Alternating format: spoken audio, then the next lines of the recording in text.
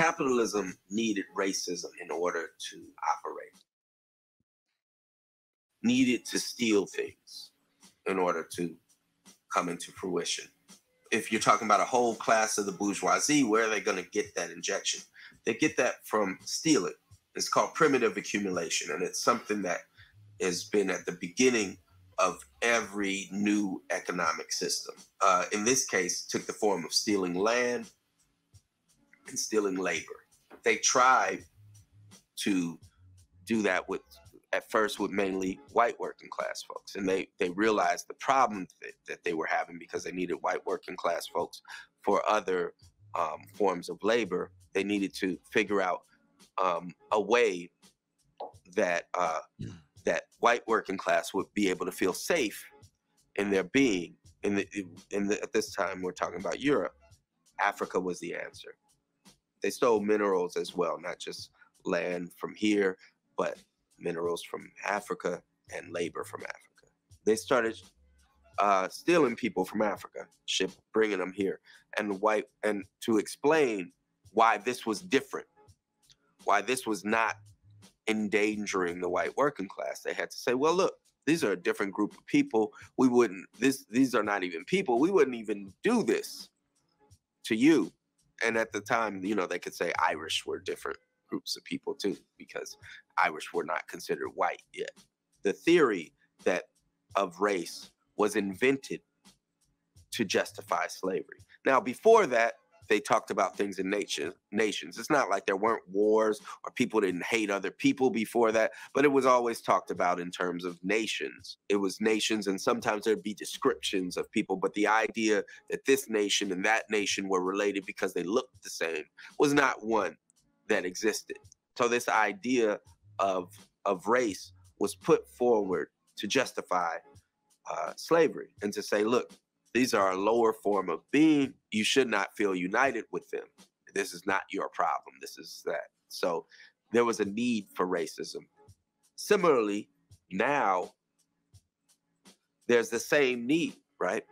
Because stereotypes about Black folks are used to explain to the white working class that poverty is the cause of people making their own bad choices, as opposed to poverty being being necessitated by capitalism. The truth is, you cannot have capitalism without poverty. Hell of a guy. All right, welcome to Movie Night Extravaganza.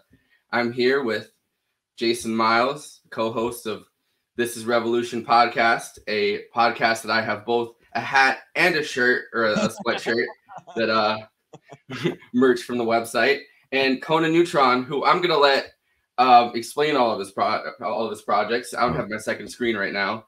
I'm busy with family, so I don't have it to check everything down. There's not that many. Conan Neutron's Protonic Reversal, long-running music interview discussion podcast, one of the longest running, I might add, at this point, at least consistently. Talk your shit.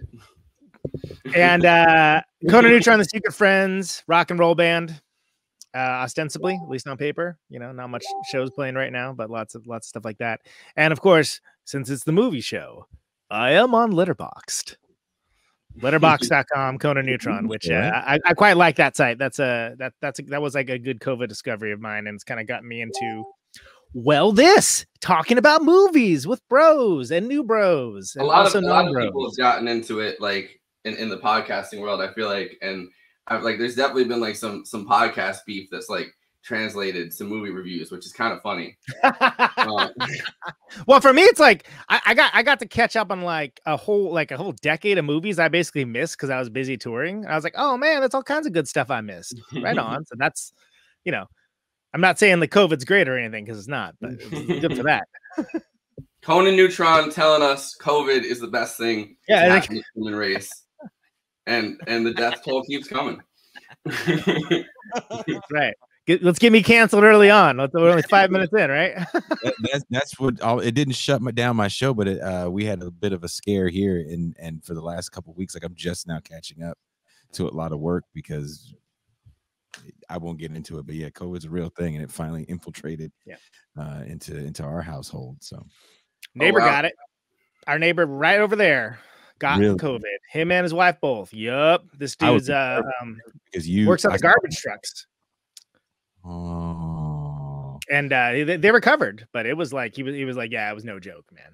Like we thought. Well, it stays on surfaces for a really long time. Like I don't know. Like I can't. Like I feel like. I mean, definitely. I've heard Paul Prescott had a really good like interview about it on Jacobin's show. Like he was doing a I don't know. He was talking to someone that was representing in Philadelphia the garbage collectors, like their union, and they were talking about like the added danger during COVID that that they're facing, like waste management, I guess, in general. All right, so we're talking about 2 movies tonight. This is going to be a special bonus stream, probably released on Thursday. But I think this is going to be a really interesting conversation, and I'm probably going to shut up for a lot of it and let you guys talk because, I mean, you know, you guys both have roots in Oakland, and tonight's an Oakland-centric episode. And, I mean, Conan's lived in Oakland longer. I was born in Oakland, but I grew up in a city called Richmond, California. Conan actually, I think he lived in Oakland longer than I lived in Oakland. 22 years. Yeah. Combined, I haven't lived in Oakland that long. I lived in Richmond longer. Would you say he's Oakland white? Is that no? You got to be born. You got to be born into it. It's really one of those things you got to be born into. He was telling something about Oakland white because I guess in the movie Blindspotting, there's a line where he's like not hipster white, but Oakland white. And I was like, Oakland white's the thing. And no, it's when that fight scene is happening when the guy's on fire. And the Indian guy is like, he's like, oh yeah, like Oakland white. He's like, the Oakland white guy runs up and he starts beating the shit out of him, and then he just keeps naming people like Neil Patrick Harris, like he's naming off like different white celebrities. That fight scene, it's right outside the alley, which was like my neighborhood bar. Like that was my bar, and one of the reasons I went to. No fucking hipsters. That was one of the reasons why I always went there, because the alley was like, that's like shorthand for like, oh, you know. Okay, you know, right on. Yeah, because they all got set on fire, right? that scene to me made the entire film. I definitely had little mild critiques of that film, but like that scene in a nutshell, the way that kid told the story, I think I told you, Forrest, in a message. I was like, oh, that sounds like me. Yeah. Like me describing the exact same thing. Like that's exactly what it would sound like. And I know cats that look like that are from out here that talk the same way. Like, I mean, Go ahead. No, go ahead. I was just gonna say that whole interaction, the fight scene is like swingers with consequences, basically. The only thing I would say about that scene, and I think Conan said something like this in the chat we were having, is that bouncers get a lot of latitude to kind of knock the fuck out of people. Yeah. Like I remember outside of a club, a divey ass fucking bar that had shows that no one would go to called the Stork Club in Oakland. I was there. Yeah. Where I think we were performing. I don't even think we were performing. I think I was there to visit somebody. And a white kid came up on a skateboard. And this is kind of Oakland white in a nutshell for us. A white kid came up on a skateboard. And he was drunk off his ass. And the door guy was another white kid. And when I say kid, I mean in their mid-20s, because I'm old, right? That's a kid now. And so the bouncer is trying to tell the kid with the skateboard, like, hey, man, you're too drunk to come in. And the drunk white kid kind of beats the shit out of the bouncer to the point where I had to, like, break it up. Did he use the skateboard? Was that a... No, that's what made it even better. I feel like I've seen, like, you know what I mean, kids with skateboards like try to use a skateboard with them. No, I mean, that could backfire. The Simpsons video game, man. That member Bart. He just beat his ass and then kind of laughed about it, but then he didn't come in. He like left, and I was like, man, that's Oakland. That's real shit right there. Welcome to Oakland. Yeah, like that's. That I don't know. I was joking with Forrest Conan. I said Tom Hanks is Oakland white. Oh, you mean Colin Hanks? You mean no, not Chet Hanks? Chet Hanks, right? The one that's the. So Colin Hanks made the. Colin Hanks made the Tower Records documentary. Yeah, I like that, which is super good. And then Chet Hanks is the rapper, right? I don't know what he is. No, their dad to me is like so Oakland. Yo, but that Chet Hanks it reminds me of a rich version of the guy in Blindspotting, like kind of, you know what I mean? Like that Yeah. energy, like you know that guy speaking in like a Jamaican accent when he's like when the lights are down. Those, oh my god! So living at the studio, the bigger reggae bands come through all the time, and a lot of that, which is so funny, Conan. A lot of Blindspotting is filmed around the corner from Soundwave. I know. I never saw the filming. And I wasn't driving at the time they were filming. I'm like, where the fuck were these guys? Did they get all those fucking shots in a day, or were those like stock shots they pulled from somewhere? No. I mean, they did a real like, so both Rafael Casal, I think is his name, and David Diggs, like Rafael Cruz, Ted Cruz is shitty Freudian slip. Wouldn't wish that on an enemy. But Rafael Casal, I think is his name, and David Diggs. They're both from Oakland or Bay Area, at least for David. I think he was like around the bend. But like one of the things I like about the movie so much is you can kind of tell, because it's sort of like, and Sorry to Bother You has the same stuff that, like, if you're from Oakland, you're like, oh shit, oh, you keep pointing out different places. Yeah, I remember talking about that with Jason when we did our Judas and the Black Messiah stream. Yeah, we kind of switched to talking about Sorry to Bother You for a little bit on it. And both movies have got it that, like, I mean, you could just like sit there with like, you know, and like write down all the locations or whatever. I mean, there's one place I was like, oh man, I played a house show like across the street from where that scene took place. That's wild. Both of those movies, I will say this, both of those movies don't capture Oakland in the same way. And I don't know if you guys saw this movie called, I think it's called like A Life in a Day or A Day in a Night. Life in a Day. Yeah. That there's some of Ryan Coogler's people did that kind of crew put that movie together, and that and The Last Black Man in San Francisco are two of the most beautifully shot Bay Area movies that you will ever see. And if you want to see kind of why people want to live in a place like Oakland, I would say those are the movies that really, it gets the grit, right? They can show you the part that gets under the nails, but it also shows you the kind of the beauty in that as well. And the one thing I will say about Blindspotting that was kind of interesting, there's a scene when they go to the Pandora Party house. That's a real house. I was telling Forrest, that's a real house in West Oakland. Place, you pass it all the time, and I'm actually not surprised that someone on that crew knew someone in that house. It's if you were to go down that street, is it owned by like a Silicon Valley type person, or like maybe, I don't know. Yeah, who knows? I mean, if you own a house in Oakland and it ain't from like, you know, your grandma or something, like you probably got a pretty good amount of money. And like that's why I left Oakland. I got priced out. Tech Bros, man. Like it's like I like doing stuff. Like, you know. Well, I don't know how you're doing it, Jason. You know, well. I'm not gonna sit here and lie to y'all, man. There's also the fact that not all the homes, but a lot of homes are owned by corporations. Yeah, and the Moms for Housing kind of exposed that by squatting in that house in West Oakland. So when you look at and I remember that happening when it did. Do you remember the Panama Papers? I think that's what it was called, right? Where it showed that like basically all these like Russian oligarchs and whatever, like, oh, this is the reason why house prices never went down after the first tech crash, because everyone sunk their laundered money into Bay Area real estate and just held. They just hold. So you have vacant homes throughout, right? So the scene where you see the kind of Becky ass chick gonna gut a house, I'm sure that happens, but what would have been more appropriate would have been a developer.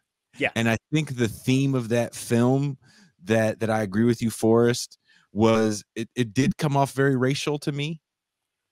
It like if you show a developer, I don't think it hits the same way. Yeah. You have to show the Becky. Right? This kind of goes to the big question that I was gonna ask you about both these movies, which is why is it so much easier to tell? I mean, I guess I'll say race reductionist because we had that like fun stream with Toria Reed, but like maybe that's not the right word. Like race forward stories, I guess. And you know, the class messaging has to kind of get slipped in. I think when you're talking about a person that and I don't know David Diggs from Adam. I don't know anybody that knows him, and I'm not saying that as a pejorative. I just don't know him. All I can judge him on is his work. and his work is very outside of the stuff he's done in Hamilton. I do think the music that he does is pretty fucking interesting, actually, with clipping, but it's very simplistic in the sense of like even the rap style is pretty, 20 years old. And that stuff resonates with people, right? The white cop shooting the black kid to me is less of an Oakland story, because cops that I have to interact with in working at a shelter, when I was at a shelter, rarely were white. More often than not, they were black, Asian, Latin. They weren't lying about making a lot of money as an Oakland police officer. One thing they didn't add in that, which I was kind of surprised they didn't add, because they had the salary. If you remember the sign, Conan, there was billboards in Oakland. Oh yeah. $1,000 a year to start in Oakland. And they were letting you be a cop if you had certain petty felonies. Yeah. Well, because the whole thing, and one thing I thought was really kind of understated with Blindspotting is how it kind of got into the fact that it's like, oh yeah, this dude is even from the city of these policing. He's not even from here. He's like from the burbs somewhere, right? Yeah. And that I thought was important. But again, it has to be through this racialized lens, because that's what white people are focusing on. And I hate to say it, you can basically thank the Hillary Clinton campaign for this, because that's where that came from. Like, as far as it being a weapon, like weaponized wokeness in this way, that's where it started. And it allows you to reach like Elizabeth Warren fans who like post Instagram stories about how it's not enough not to be racist. You need to be anti-racist, this and that and whatever. Yeah, we get it. We get it. I agree with you. You need to call HR on everybody in your office. Yeah, shut the fuck up. I agree. I agree with everything you're saying. Shut the fuck up. Who is this for? Who is this for?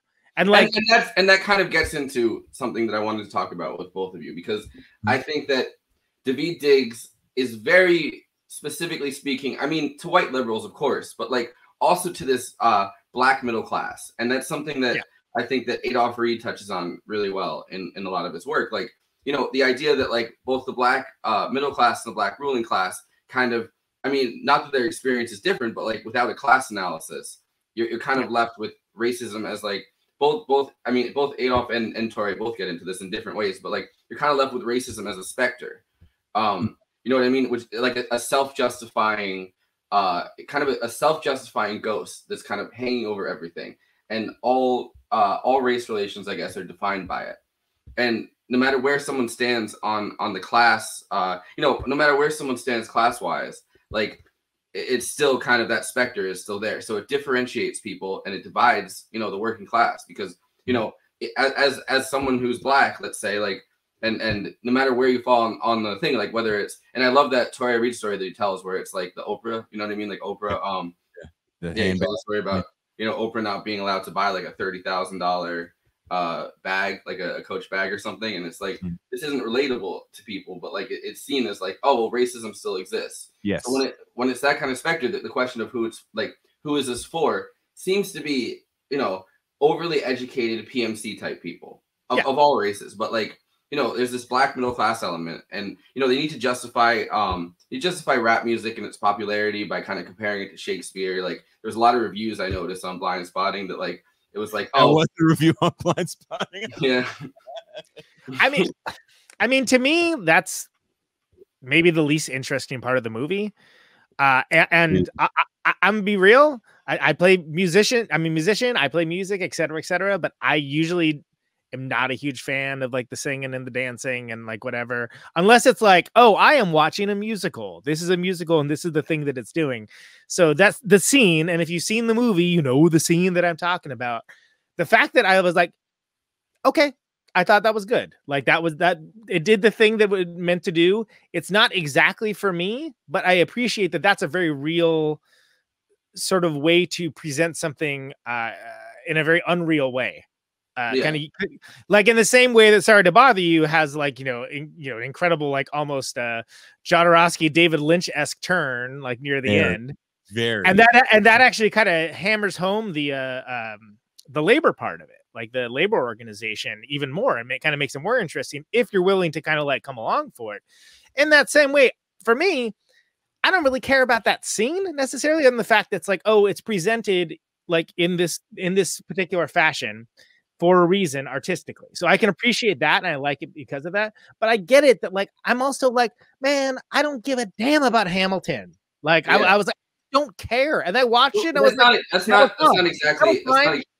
It was just one example that I was using. Right. No, sure, totally. Yeah, like when the question is like, who is it for? The messaging seems to be like the hip hop, in my opinion, gives Diggs a level of authenticity, and I think it does hammer things home to a certain group of people that are in a class above me, but that are my age group, that grew up with a certain 90s hip hop. I remember being with my friends 20 plus years ago, about 1999, and we were talking about what was going to be the 2000 style of rapping. And this was right around the time that Eminem had really broke through. And we had known who he was way beforehand from like other things that happened in the hip hop world that weren't really, you know, resonating in the mainstream, like the hip hop Olympics and shit like that, and rock records and shit like that. And a good friend of mine, who also is an artist, said, I don't think Eminem is the 2000 style. And the whole conversation was, and it wasn't a diss. No one said like he's a whack ass MC, fuck this way. It was never about race, it was about disability. It was just that, you know, I don't think this is going to be the move forward for what hip hop will become. Oh my goodness, were those dudes wrong in that car having that conversation? And I will also add, we were stone cold sober at the time, so this is a very boring conversation with a bunch of guys in their late teens, early 20s, talking about what they thought the future of hip-hop was going to be. And we were sadly mistaken, because when you watch Blindspotting and you watch even something like Hamilton, that is that Eminem battle rap style cloned.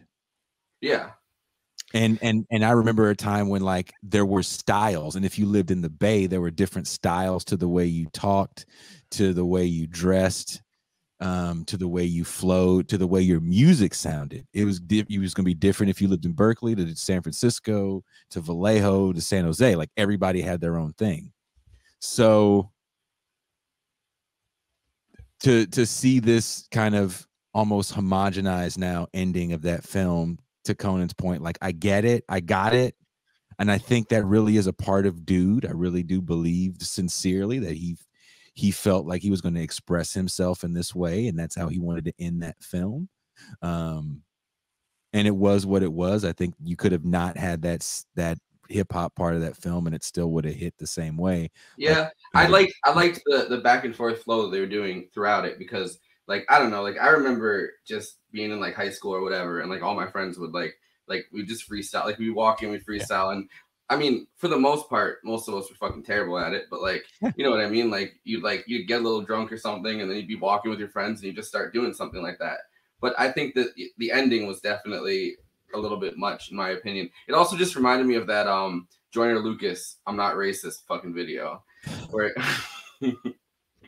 but there's also like a part I kind of appreciate, which is, you know, I mean, I think the Oakland white conversation that we're having, obviously they made a distinction between Oakland white, gentrifying white, and then the police suburban white. Like that, those are three different things defined in the movie. And when you know, when his friend Myles or whatever is getting extremely upset on the couch about the fact that they used, you know, the cops like professional picture, but then they used like, you know, someone who had gotten shot by the police, which obviously every time someone does get shot by the police, you know, for ruling class reasons, like they use their like they find anything they can use. Yeah. So I mean, and so I appreciate that when he said at the end, I didn't mean to do it, which clearly is a fucking lie. Like the guy doesn't have to take out his gun; he just takes out his gun and shoots him multiple fucking times. Like I do appreciate that. Like, you know, the other Myles or whatever is like, but like, is that true? Like, did you though? Like, I did find that line good when he's walking out, and it just fades away on that, because I don't know if you're gonna go that direction with it. I think the problem that maybe some people might have with that film in general is that it paints kind of an across the board picture of what policing looks like. Mm-hmm. And as a young black man that's grown up in the Bay Area for my entire life, I have a very different relationship with police than my friends in New York. Yeah. I did not know police in New York fuck you up until I went to New York and asked a question to a cop and he tried to fuck me up. Because and New York is where it started under fucking. I mean, it didn't start under Giuliani, but like a big, a big boom of that, I guess, under Giuliani and under like, I mean, mayors. I mean, throughout like the 80s and 90s, but like especially in the early 2000s, kind of like was that fucking stop and frisk, which we don't have that. We just don't have that. So it's just you have a different relationship with law enforcement. I'm not saying it's great for everyone. There's definitely people that are like, I'm sure people got fucked up by the cops. I mean, you also have the LAPD, which LA is not, that's 6 hours. Yeah. No, I'm just saying like, you know what I mean? Like when people gang, that's a different hey, you got California folks on when they're like, oh no, that's 6 hours. What I'm saying, when people think about like we always say that. I do the same shit. I'm like, oh no, that ain't close right now. Like that's how different LA is because they have a different gang problem than we have. Yep. We don't have gangs to the level that LA has gangs. LA is a bigger city. LA has gangs to the point where the police have gangs. The police is a gang. Yeah. But in LA, the police have separate gangs. Like there was an episode of Chapo that they did a couple months ago that like kind of delved into. There was someone that had written a book about it. They delved into like 50 or so gangs of police that had started in LA where they just had different fucking gang symbols. Now like, keep in mind, in Oakland, they did have a division of cops, and Conan was here for that was fucking people up actually down in the lower bottoms and planting dope on people. Like there has been some horrible scandals in Oakland with police. Like I don't want people to think that I'm saying that Oakland police are cool and the depiction of them wasn't accurate. There's a fuck ton of problems, but just a different relationship. Go ahead, Conan. So if I may, a couple things. First of all, the natural extension of the police gangs thing, you can go back to the TV show The Shield. You guys have seen The Shield, but that's basically like The Shield to the next iteration, like the Dr. Dre to Eminem is what that is. Also, linking it up with the reference. I'm trying, man. I'm trying. Also, just as a non sequitur, Last Black Man in San Francisco is fucking great. Great film. Really good. I have to watch it. Yeah. I haven't watched it. I didn't even know it existed until Jason said something about it today. Beautifully shot. It may I feel like most people didn't see Blindspotting, but I think even fewer people saw Last Black Man in San Francisco, and that's too bad. I feel like no one saw Last Black Man in San Francisco, and Blindspotting got a star show. No. I guess that's not what happened. I'm sorry. I guess it says something about like the circles that that I run through and that like the left in general runs through that like I hadn't heard about Blindspotting, but obviously like nonstop about Sorry to Bother You, which but if I may, Black Klansman, Spike motherfucking Lee came out at the same time. That was like Radiohead. That took up all the oxygen in the room. Like nobody gave a damn about Sorry to Bother You. And then like so the gradation down is like, okay, you got Black Klansman, which I fucking hated, by the way. I gotta stop cursing. Sorry. That was like intentional. That's all you want on this show. I know, but I'm trying not to. I'm trying to do it less. Like it's a I am too, because I notice I do it like as soon as I get nervous, it's every other word.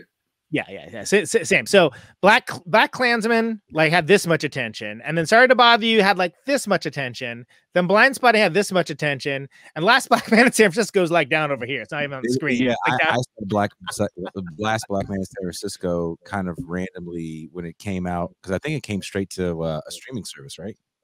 It and it I think it may have played like at the Castro or something for like a day. I could see that because I don't even know how I knew about it, frankly, other than the fact that I was like, oh man, that looks great, and like then I like forgot about it. The trailer was beautiful. The movie's beautifully shot. The story is very tear inducing. That different kind of movie, but it is a different kind of movie because you also kind of have to understand. I think they did a good job of painting the picture that Black people in San Francisco are just kind of extinct. Except for the little bit of piece of ghetto that a handful of them live in. It's not even that many that live over there. My uncle right now is here from San Francisco. Ask him. Ask him right now. Go call him. So get him on the show right now. Uncle Mike. Get that fool. It's close. It's Uncle Mark. But no, he lives in he lives in San Francisco, and I feel like even, I mean, and he's white, but like I feel like even his kind of place in that within, you know, San Francisco itself, as it gets gentrified, is kind of you know, kind of going extinct, because he's like the one reason he's been able to stay in general is because of rent control, like, you know what I mean, like from like a long ass time ago. Like, can I say, as an Oakland expat, that's one of the only reasons I was able to stay as long as I was because it's like I basically had a place that would, like, it, you know, if we moved, it would be like, oh yeah, it's going to be $700 more a month for like the same amount of space, and then that became like $1,000 more a month and $1,500 more a month. And to be clear, this wasn't cheap either, but and that's the reason why, like, I didn't leave Oakland because I hated Oakland. It was just like, this is not sustainable. It's not sustainable because it's been outright. And one of the things that I feel like we're being a little disingenuous to Blindspotting, the fact that it attacks gentrification in a way that's exactly how it's happening. But then it shows like a certain part of it you don't normally see in the movies, which is the whole thing about like, oh yeah, let's not go there. You know, and they're talking about, oh, don't go there. And like, they mean you don't go there because it's like, oh, that's where all the tech bros are going to be. The Borg is going to be there. Yeah. I used to say that same shit. And here's the thing, man. I'm not really Oakland white because, like, I'm not like some Eminem looking dude like Raphael in the movie. And I'm certainly not hipster white, right? But then also, like, okay, well, I lived in Oakland for like 22 years. I'm not really a gentrifier. Like, I did get that when they made it, because I thought it was hilarious. The Onion had a welcome mat that said, "Sometimes I feel like the only person trying to gentrify this neighborhood," which I thought was really funny. But I got that like before it was funny. Before it was like, you know what I mean? I just got back from I mean, in June, for like a big part of June, I was in Austin, which is, you know, rapidly fucking gentrifying. It has, dude, like that's one of the last shows we played was in Austin, and I didn't recognize downtown, man. Yeah. Austin's going through it big time over there. Austin's going through it to the point where you have people that are new to the area that are closing. Conan can attest to this. Music venues closing left and right because the new people that are there don't like it. And you have like certain cultures that have existed there forever that people are complaining about because they don't like it, because you have a new crop of people. Yeah. So an amazing, stay long. Keep that an amazing experience that I had in Austin was that I met up with David Griscom. And he took me to a honky tonk bar. And it was like, and it was honestly, it was a fucking nice honky tonk bar, like not in a gentrified way, like in the way that it was just big. Like they had like they had someone outside on weekends that sold cowboy hats. I went on a weekday with him, but like, you know, I was in this old neighborhood, which is like outside of the, you know, the like the city that's being gentrified. Like it was in one of the neighborhoods that's a lot more, you know, like staying kind of the way it is right now, but like how long can that really last? And I remember like he took me to see music, and there was just like this one, like this band, and it was like this old guy that at the honky tonk just playing country music, like barely anyone was there, but like he was like, him and like the other two people in the band were just fucking singing their hearts out, and he was like, this is what it's all about. But then we had like a long conversation about, you know, the gentrification taking place there, and I was really happy that, you know, like being there from New York and just kind of like visiting for a couple weeks. I went there, and then I went to San Antonio, and then I went back there. Like I had a couple weeks where I was just hanging out in Texas, and I kept extending it because I was like, I didn't think I was gonna like Texas, and I was like, no, this was a fucking nice vacation. Like I didn't, and because I hate fucking, I don't want to go to the part of Austin that's like Brooklyn. Like I would just go to Brooklyn. Yeah. Which No, for real. Yeah. Which is where I lived at the beginning of my life. Like I lived in fucking Carroll Gardens. That was like the first place I ever lived. And you know, like my parents had like an apartment that was like, you know, I mean, it wasn't that expensive at the time, but then a couple years after we moved upstate, because like I live in New Paltz, which is like, you know, like upstate by a little bit, like 90 minutes or something. Like after they looked at the building and it was selling for fucking $10 million. Like, you know, the building that they had lived in at the time, like, yeah. And within a couple years of us moving out of there. I think gentrification is a hard thing to really tackle because it's a little more nuanced than just white people moving in, because a city like Oakland has literal black gentrifiers, and that fight scene in that house in Blindspotting, to me, again, would have been even more interesting had the black guy been not from Oakland yelling at the white guy from Oakland. That to me would have been a little bit more accurate. And then you can get into the whole argument about the culture vulture thing, which I think is kind of bullshit at this point in my life. I don't really, aren't we supposed to share culture? We're like literally in the same country. Like, how can you not? Yeah, like Chuck D is famous for this line, right? About Elvis, right? And Fight the Power. And when asked about that line a few years ago in a pretty interesting documentary about the Elvis called The King, he goes, "I'm not really mad about all the music Elvis did, because why would I? What does that mean? That only a certain kind of person can do blues and rocky blues music? So you're saying only a white German can do certain classical music? Like, what are we trying to say here?" Yeah, that's so stupid. he goes, I don't like Elvis for certain things he did as he became more famous. There was a lot of famous people that were down with the civil rights movement. Marlon Brando is a Oscar award-winning actor. He goes, Elvis, considering that he got his shit from these people, sat on the sideline. Yeah, was hands off during the whole movement, and that was his beef with Elvis. And later on, he sat it out, right? He heard the most, but he didn't mean shit to me.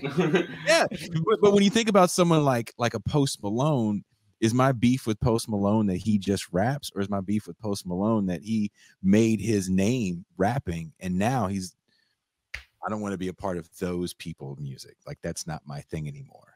The crazy thing about Post Malone specifically is that he kind of engaged in the fucking white grievance politics.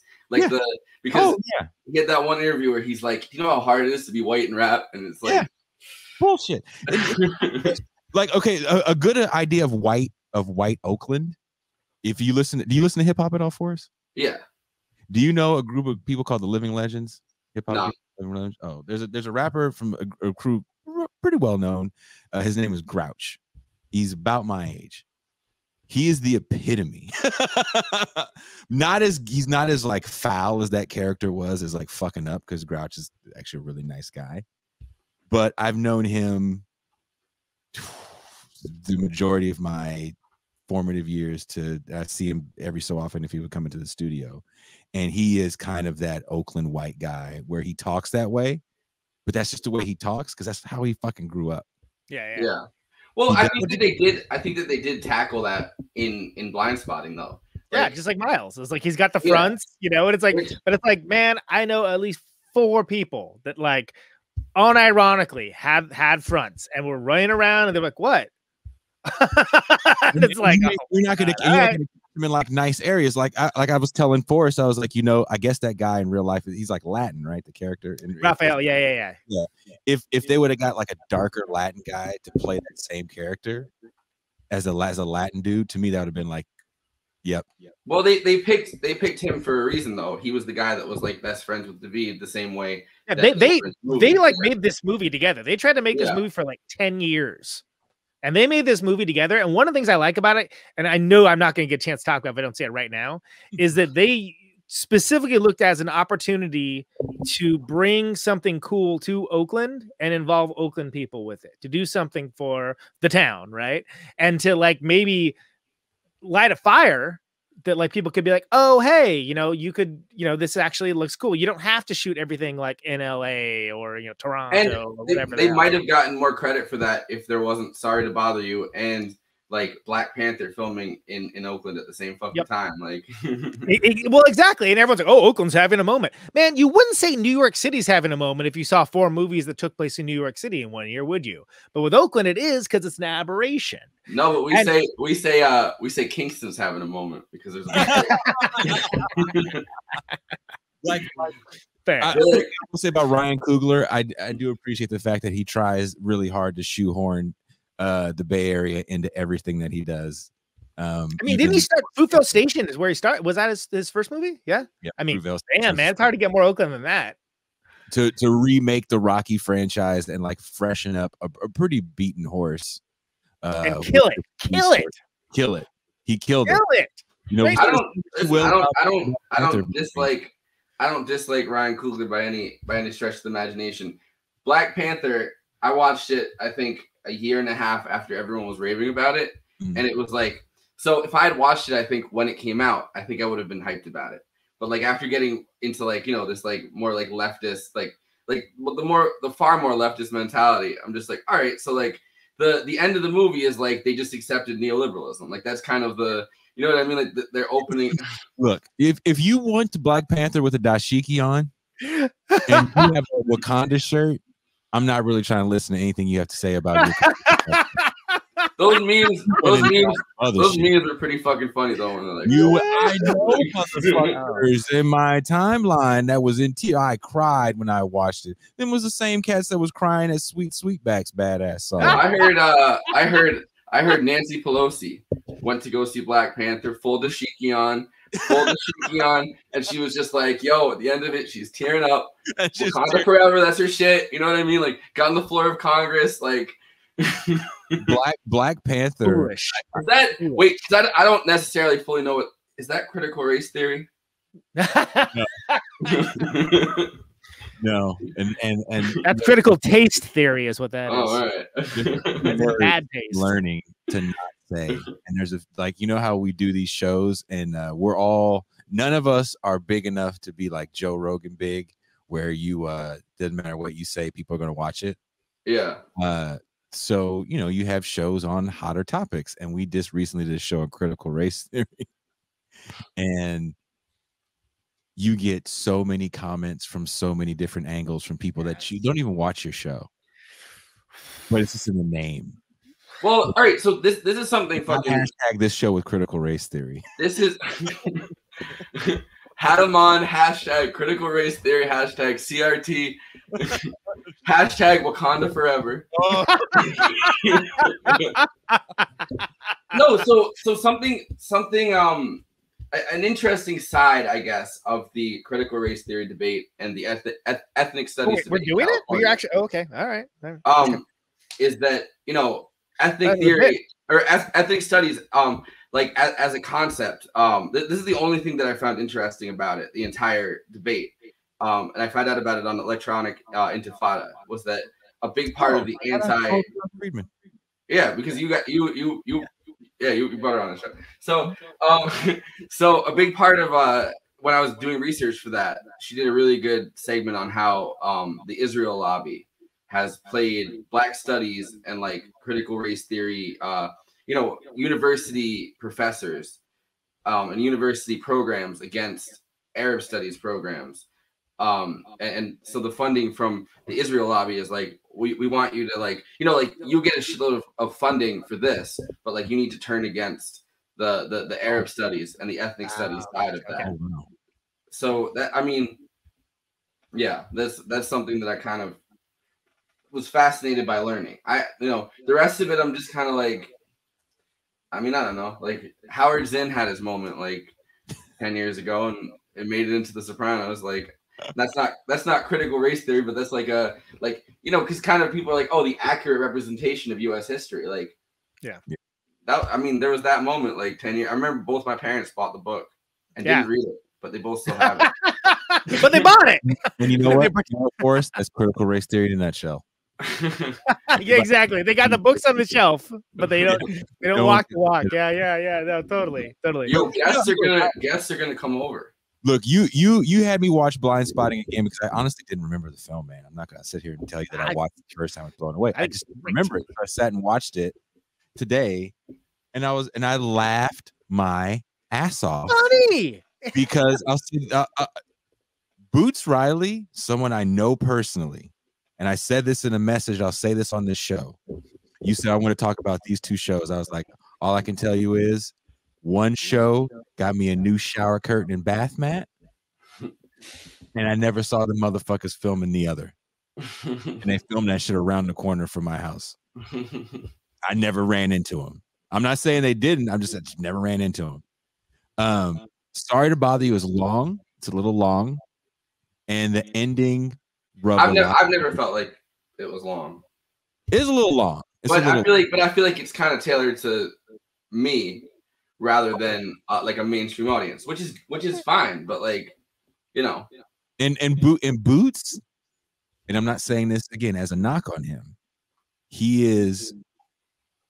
I'm sure Conan's ran into him in living in Oakland. He's a funny dude. Especially in Occupy. Extremely knowledgeable dude about various genres of music.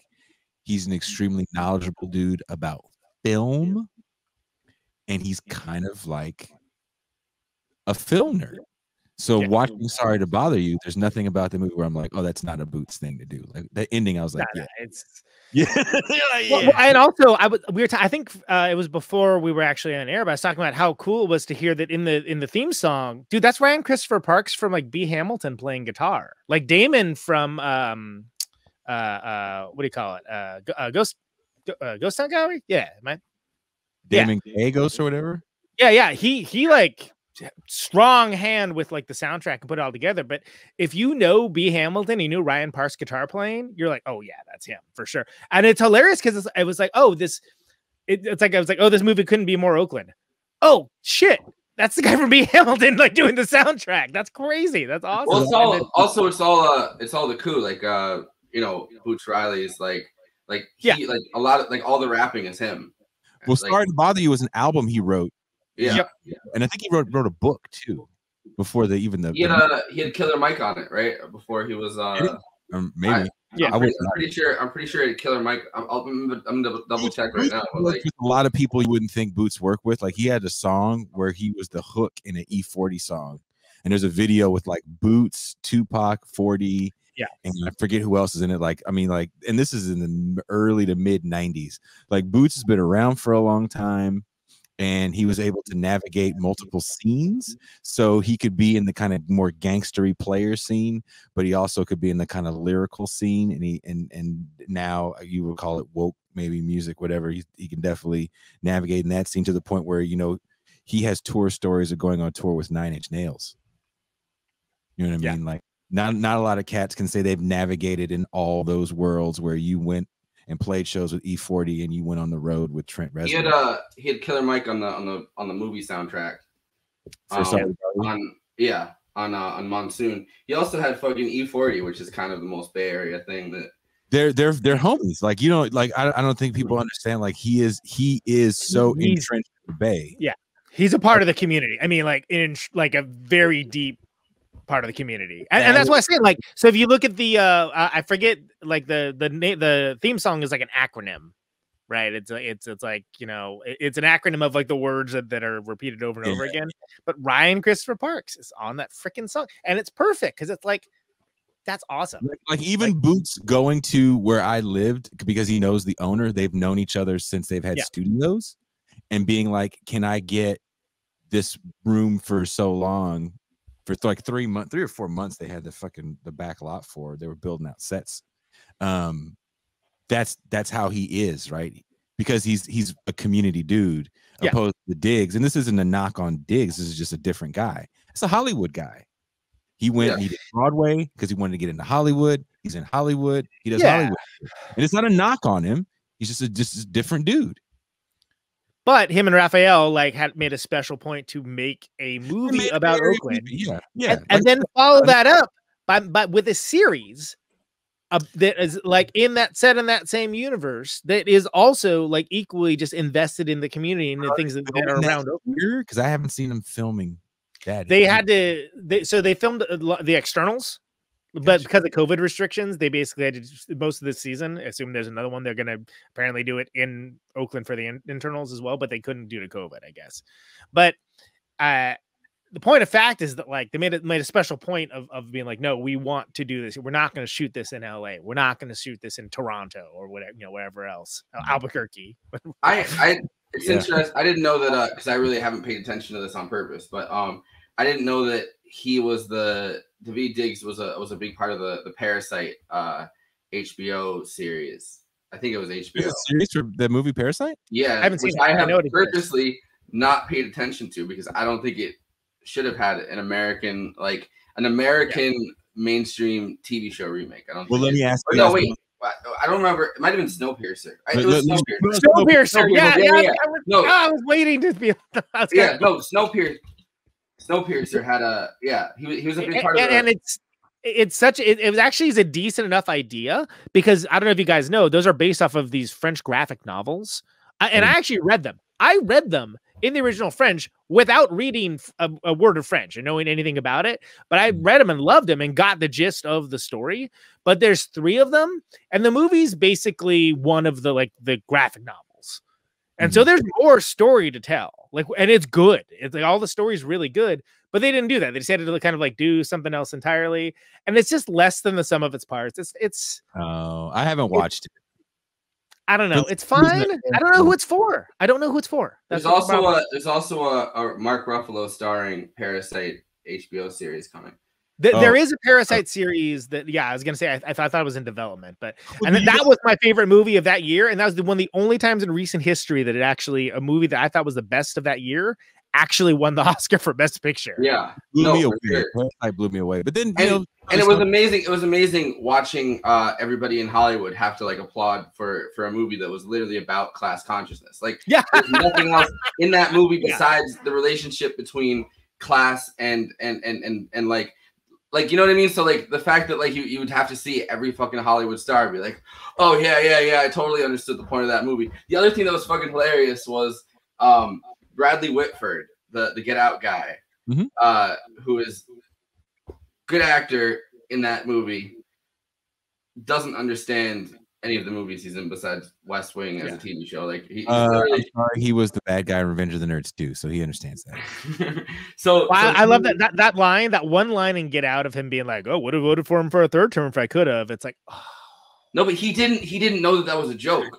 They added it into the script. They added but that. Was it a joke? Because it's like I've known dudes like that. I'm like, man. No, but like he didn't understand. He didn't understand the characterization of it. I guess like it's not that the line was a joke, but Jordan Peele purposely like added that line after writing the script in order to kind of have like the Bradley Whitford character say something like that, because it's clearly something he would have said, and Bradley Whitford didn't understand that like that line was put in to make that characterization. And so he was like, I would have voted for Obama a third time. So on that same track, he put up a meme, and I gotta find it, of Trump in the White House still, and he's hiding under the table, and it says Parasite, not understanding that like class consciousness was the point of that fucking movie. Like, you know what I mean? Like not reading the room on that at all. Like the same, I mean, he put it out in 2020, I guess, but it's pretty funny that he's his fucking he's his West Wing character. Yeah, he is. So if I may, I just want to say that these are the same folks that voted that piece of crap Crash as Best Picture, which basically like, well, guess we solved racism, everybody. That movie sucked. That was one of the worst movies that I have seen in a long time. And I watched a lot of movies, man. Let's be clear. That movie was a fetid, steaming turd. I think that Crash fucking sucks, man. I fucking hate that movie. The Cronenberg Crash I like, where it's everyone getting off on accidents. That was good. I just remember it being like one of those movies. You're like, yeah, it's a movie. Yeah. No, it offended me in a way that The Fountain offended me too, but that was for a different reason. That was just like, this is pretentious as shit and like not good. I will say, was it Ludacris is in Crash, right? Yes. He had a couple good lines. That's like literally the only thing I liked about it. I hated every other thing about it. I still to this day am angry that, because what else came out that year? A bunch of shit came out that year. What year was that? I don't know. 2004 it looks like. What else came out that year? I'm gonna look it up. 2004. That was a year I had played catch up because like Replicator was doing a bunch of touring that year, so I missed like. I was like, oh man, this movie's rad. This movie's rad too. I was definitely dadding it up in 2004. Dadding it up, dad it up, dad. I don't know, dude. Look, I watched that movie. I watched Blindspotting, and there was definitely I see why a lot of people like, I like Blindspotting better than Sorry to Bother You, because it's a simpler story to follow. And movies though, but okay. The hip hop in the movie is like, it's easy to swallow. Oh, Primer. All right, here are the other movies that came out in 2004. Ready? Mm-hmm. Primer. Don't remember. Eternal Sunshine of the Spotless Mind. I remember that vaguely. The Machinist. Sideways. I never watched that. Sideways is great. I mean, it's totally like, fucking white male privilege is a movie, but hilarious. Shaun of the Dead. Downfall, which is the Hitler. Everyone knows from the Hitler memes. The Incredibles. Howl's Moving Castle. Anchorman. Hellboy, the original. All of these movies are better than Crash, by the way. Every single one of them. So all of those movies, right? So someone out there is gonna try to tell you that like Crash is better than Eternal Sunshine of the Spotless Mind. Get fucked. No, and also kill yourself. Eternal Sunshine of the Spotless Mind. I just rewatched it for the first time since I was like, I don't know, for the first time in at least like 5-10 years, like recently, and it fucking holds up better than I even remember it holding up. Like, it's really good. It was on cable the other night. We ended up watching it all the way through, and I was like, God damn, this movie like is better than I remember it being somehow. That's the movie where he's trying to get the memories of his girlfriend taken out, right? Yeah, it's basically a Philip K. Dick movie. Everybody's trying to get the memories of, which I could use right now. I'm not gonna lie, but the service. But no, but everybody's trying, like, you know, because by the end of it, like, so you realize so many people have used that service, including people working for that service. Yeah, that like it's like a common thing. That's the Philip K. Dick part of it, and like it's like Michelle Gondry, and then you also had you know, it's written by, right, Charlie Kaufman, and it's probably the best Charlie Kaufman script, I think. And I say that as far as being as like, I love Being John Malkovich. I think that's a very unique and cool movie, but I think Eternal Sunshine is like, that's his OK Computer or whatever, you know. I gotta go back and watch it. Anyway, I totally forgot that Elijah Wood is the fucking is the creepy Elijah Wood a year after completing Lord of the Rings. Man, he's a total creeper. And you know what else he did? He did Sin City, where he played that like a murderous kid with the with the razor. Yeah, Sin City. You guys are bringing up a bunch of movies that I haven't watched in forever. like well, this is the second episode that's referenced Sin City in like a week and a half, because we just watched, even though I shouldn't, I guess. We just we watched Kiss Me Deadly, and and so like we had J. Andrew World, who, like, you know, on main episodes at least helps like co-host, and you know, but he's like an amazing artist. So like a lot of his most interesting like a lot of his interests like reside in art. So I guess Frank Miller, that did the Batman stuff, was really into Mickey Spillane. So we started talking. It's total all the Dark Knight, all the freaking Sin City. It's all noir, man. Yeah, and noir is almost inherently kind of conservative right wing, and it's still like a genre that I like, despite I'm like, all right, everything is terrible and everyone's fucked for forever. I get it. Well, we watched Kiss Me Deadly as the first episode of the show, which is a noir film. We're gonna start watching a lot more noir movies, because the way that I kind of envision this is, I mean, I want it to be like a leftist film podcast, but I also want it to be like a classic movie podcast. And a lot of the a lot of the noir films are available like online for free, and it's like really interesting it's like an interesting look at like post-war like America, and like how people were thinking of things. And honestly, the fact that the Hays Code, you know, really like the Hays Code dictated what you could even put as a plot in your movie. Yeah. So the fact that like it's so interesting, because, you know, I think pulp novels and like that whole genre like they really didn't have restrictions. Like there's sex, there's drugs, like even in like the more reactionary like Mickey Spillane versions of it, like that plays a prominent role. And, you know, they could say kind of whatever they wanted. Like it's before the Cold War that a lot of these, you know, Raymond Chandler, Mickey Spillane, like all of these like writers are writing, but then you get it into a film version and it's, you know, the Hays Code is in effect, and you can't really say anything, like to the point where your plot at that, like your plot from 1930 to 1960, pretty much, if your main character was an anti-hero, they'd have to die at the end. Yep. Like anybody that committed a crime pretty much had to end up either dead or in jail, and that's written into the Hollywood Code. Like you couldn't have a movie without that happening at that point. Can I make a suggestion for you for film noir that a lot of people don't know? Yeah, and you can come back for it too if you want.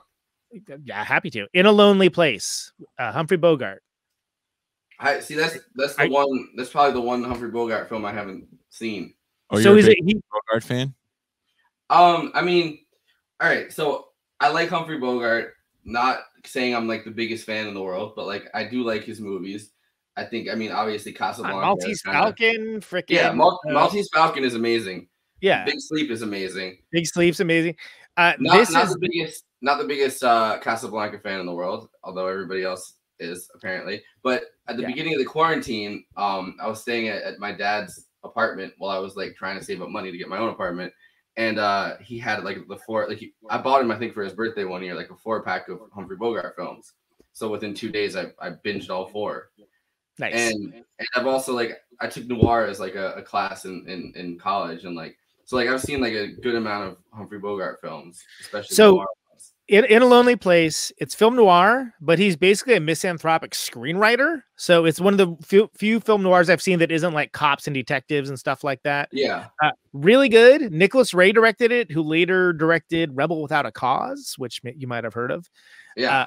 Really, really good. Like one of the best noirs. I think I would put it amongst the top of the genre. Like it's super good. I didn't know about it before this year. I did this thing called the Criterion Challenge on Letterboxd, where you just like, here's 52 different categories of movies. Pick a movie on the Criterion channel that is like one of these. And like, I was like, oh, that looks interesting. I was like, oh man, that was great. I How did I not know about this? Start doing Letterboxd for this, I think. Like you should, because there's a few movie shows on it, and like it's cool because those folks mix it up on there too. And it's the only like social media site that's like for movies is any good. Like, and I can't stand Goodreads. I think Goodreads sucks. Like, more like bad reads, right? But, I just, I think it's funny, but like there, like every single like podcast host lately that like I really and follow has been doing like the film reviews, so they'll like say something cheeky or funny, hoping to like dominate everybody else. So like, that point, I'm just like, all right, so you're not really telling me whether the movie's good or not, like. Yeah. There's like the one-liner crew. Yeah, I know that move, and that's annoying to me. Back to the movies that we were talking about. If you're going to ask, I guess like whose Oakland is it? I don't know if I want to answer that because I think it is Oakland for everybody. Say again. I said, is Oakland for everybody? Is it everybody? Is it everybody's Oakland? Again, I don't think Dig has lived out here for a long time. So his version of Oakland is going to be an idealized version of Oakland, opposed to someone that's actually still living in the area. I mean, so let me. This is going to sound funny, but trust me, it's going somewhere. That I actually like the representation of Oakland within Blindspotting, but realize that I was not represented. And when I say that, I mean because they've reduced everything to like, nobody had a glittery jacket on. There's no aluminum guitars. What's with this movie? No, but like they chose to make a movie about a certain section of Oakland and a very important section of Oakland, and they did it in such a way that's very interesting. I think it is class conscious, so it has that side of it. But then there's also like you can make 15 movies about Oakland, right? The Oakland that like I've had like a foot in that world. I've lived in Easto. I lived in Fruitvale. I lived in like Lower Bottoms, West Side Oakland, like just not that far from where Jason was at for a very long time. I've lived all over, and I think it did a really good job of not glamorizing it, but also not fetishizing it, which I think is almost more important. And I like a lot of like, okay, it's pre-Giuliani New York. Okay, cool. But it's like a lot of it's like, okay, this is basically fetishization of like, like Joker, for instance. I really don't want to talk about Joker. I really don't want to be talking about Joker, but that what's your take on Joker? It's no, I'm just kidding. It's fine. It's fine. Problem. I would like to see more movies. Here's my positive spin. I thought it was fine. I thought King of Comedy was better, but they did King Comedy as a superhero. All right. If they were more inventive like that with other superhero movies, I would like to see that. Like the Hawkeye comic book series, where it's basically him and his like weird, like, Russian tracksuit neighbors, like hanging out and stuff like that. Like, I love that stuff. And I think that that's some of the more daring stuff that's being done with, and the Marvel stuff, like the series is like, I think they're kind of like trying different, this is a different show at this point. But what I was getting at with Oakland is that like, I think that for what they were trying to show, which is a rather simplistic view of gentrification, but let's be clear, in the Bay Area specifically, it's like, we talk about the, capitalism and the tech boom, the tech world, et cetera, et cetera. There's this whole idea of, what is it? Foster Wallace's, this is water, like the fish in the river. Oh, how's the water? What's water? Mm-hmm. They don't know. Of course we know. Man, like you got people that like, 2 of the 3 people talking right now either have lived in Oakland for like a very, very long time and have seen this gentrification firsthand. And then another 2 of the people here have shows that like talk about this stuff all the time. Of course we know, But I think one of the reasons why, like, you know, which again, the rapping end of it is not like, it's not really for me. It's like, oh, okay, fine. But if that's what brings people in to like show the sort of real time gentrification, and yeah, I agree. If it was me, I would have made that dude, you know, not from Oakland, and he's like, you know, come from somewhere, and he's yelling at the white guy and it's racialized and this and that. There's all kind of notes that I would make, et cetera, et cetera, et cetera. Look, I get it, and I agree that the developer thing would have been genius. However, I think it did a really good job of what it was trying to portray. For instance, like the fact that they're movers, they're in these blue collar jobs, right? And you've got David Duke's character that, you know, he's just trying to like get through his time and like move on with whatever the hell is going on next, right? And then like I think it does a really good job portraying that story because, like I said, swingers with consequences. Is it my personally authored experience? No, but who would that be for? You know, I said like who is that for a few times like during this show. There's like no one's looking for like that experience, like, you know, like which this isn't other guys with sparkly jackets. This isn't the Conan Neutron story. You know, when we make that movie, like great, like well, I'll tell you all about it. But like I think that they did something very cool, which is they showed a lot of the city that it's about, and they showed sometimes caricatures, but like with a heart to it, like the scene with the gun, the kid with the gun. No, that listen, that was an emotional and tense and suspenseful scene, and I don't take issue with any like with the fact that it's well written. I don't take issue with the fact that it's dramatized. I don't take issue with the fact that like it's clearly written. You know, with I guess this is my criticism of it. It's written with a certain audience in mind. It is, and this is what I wanted to talk about full on with this episode. So this is interesting that we're getting to this point because we're finally getting to it right at the end. so this I guess this is gonna be the big finale of this episode, I think, because I'm here at families' houses and I think they're starting to go to sleep. So it's focused on specific issues that I think the black PMC, the white PMC, like even include and like the multiracial ruling class, everybody can kind of agree are issues. So and this is what I'm going to say with how the two movies tackle things, both of them. So gentrification is an easy to show process, I think, sometimes, like at least the bare minimum of it, like the fact that black people and Hispanic people and poorer people are living in a building, and then a white tech bro takes over the building, buys it, and kicks them out. Is an easy thing for most people that aren't tech bros to care about, right? Police violence is shown on TV, like, and in the media every day.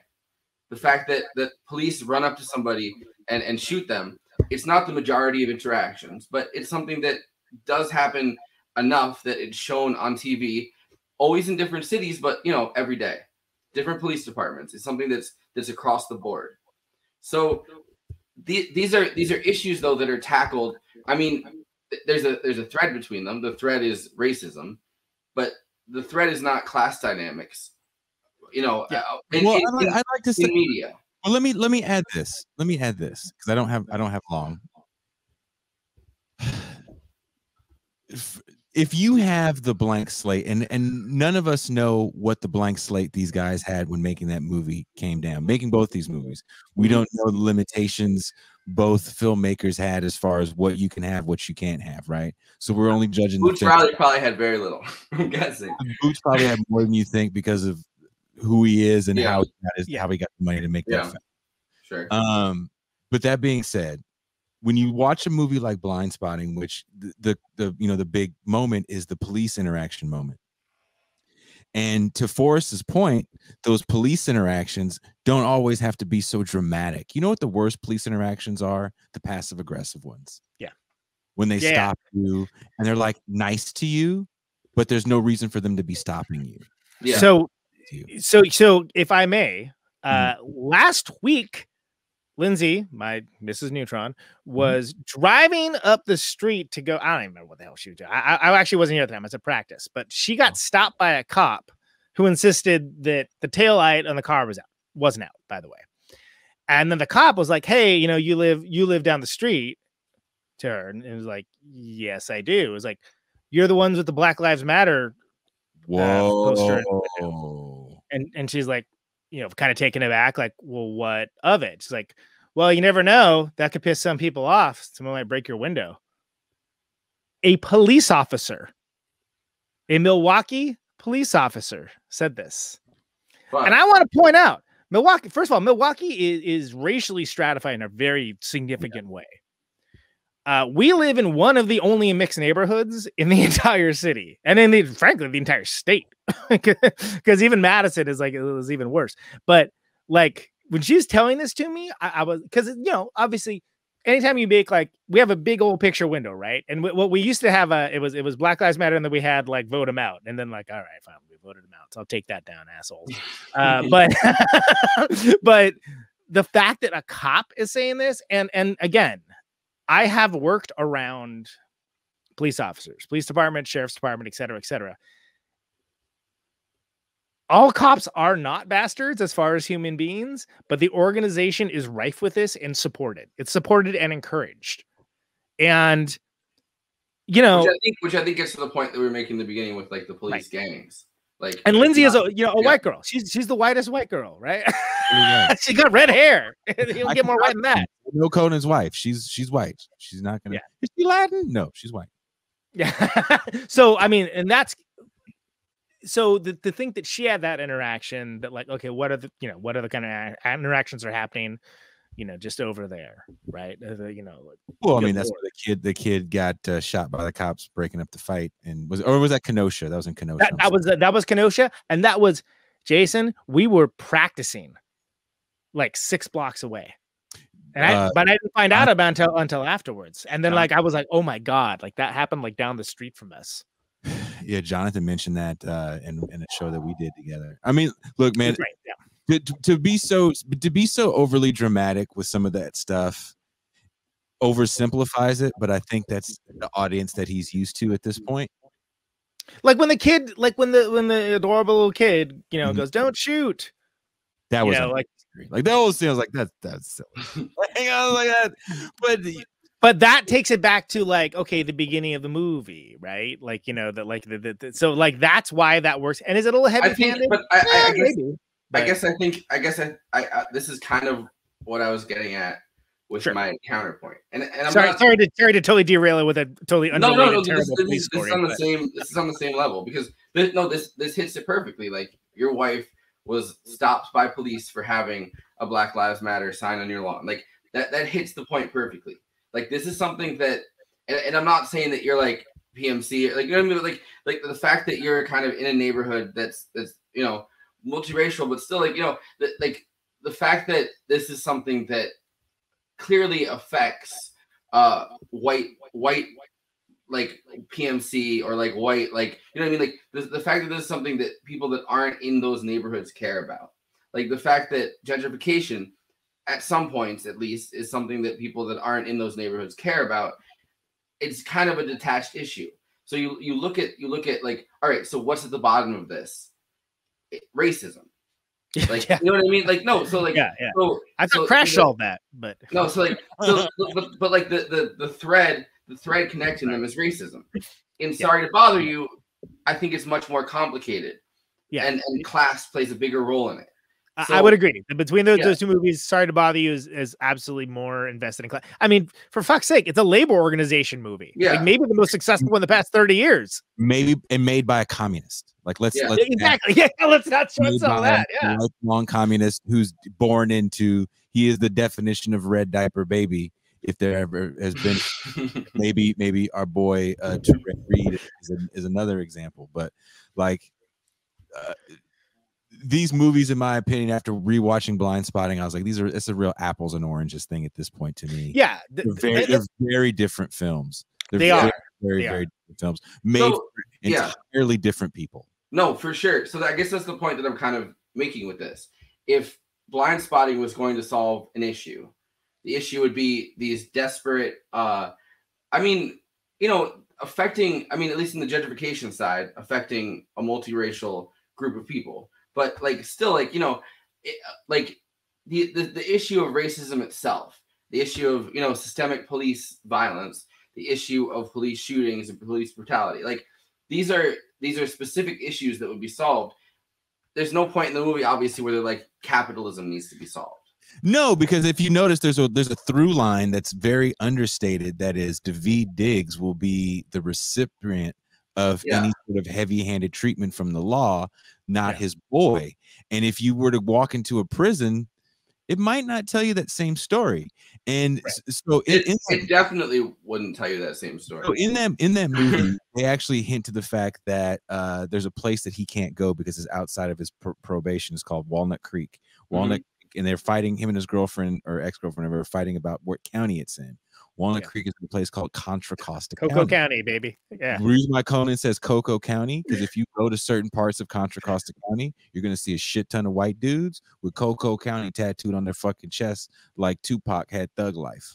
I'm being totally serious. 100%. Yep. And that's all you're going to see. And then motherfuckers is ruthless, and they fill the prisons. Might be the last thing you see if you're in the wrong spot. So when you hear this kind of like reiteration of like, oh no, the cop's not going to shoot you, he's going to shoot me. It's almost like maybe where you are, he's probably not going to shoot either one of you. Why do you guys keep acting like you're in fucking New York or Chicago? Right, but well, it also not even necessarily New York anymore, because, you know, I mean, maybe right now, but like New York's been pretty safe. Shooting, well, they'll strangle. Not from the documentary called The Joker that I saw. Didn't look up. I have a specific take on Joker. I would like to have you back and argue about the Joker. Okay, I mean, like I'm not against it. I actually talked down a lot of people that were like, terrible movie. I'm like, explain how it's terrible. It's my take on the Joker is that originally Scorsese was put on as a producer. They wrote a movie that they wanted Scorsese to produce. Scorsese dropped out. They kept the movie going. That's my entire Joker take. Totally tracks. And again, so maybe we don't need to. We don't need it. We started out as a mini-sode of like 30 seconds. Yeah. I have one of my best friend Jasmine makes fun of that too, like being like, because she makes so many Scorsese jokes because like she's Scorsese movies, you love Scorsese movies. She's like, what about this Scorsese movie? It like pulls up the Joker. I'm like, God, God fucking damn it. I mean, when I finally saw it, and it took a while to finally see it, I was sort of like, really? This is what everyone was so upset about? I mean, do y'all remember that movie was like, people were like, oh, it's going to be the fall of modern civilization. I was like, I'm sorry, is this 1982? And like, also people were upset that they were, I guess, portraying an incel as like an incel as the protagonist. I would find it to be an incel, to be honest with you.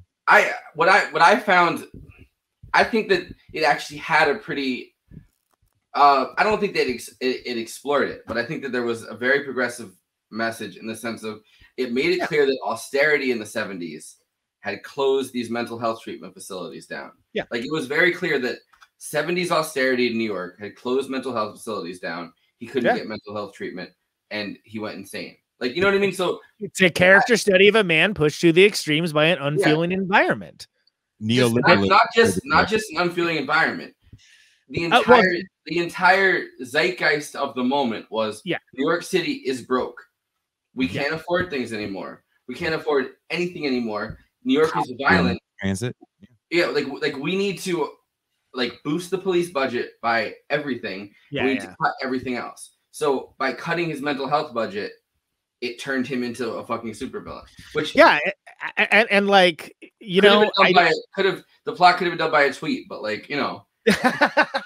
Well, but and also one thing I found is like, why were people acting as if the Joker was meant to be a role model? Is Walter White a role model? Is Tony Soprano? No. Are you a child? Are you not aware that this is not in fact a role model? Because I've been gaining weight for the last few months. And looking at Zillow, and I've been like, yo, could I ever afford to buy a house in New Jersey? Yeah. More cereals before us.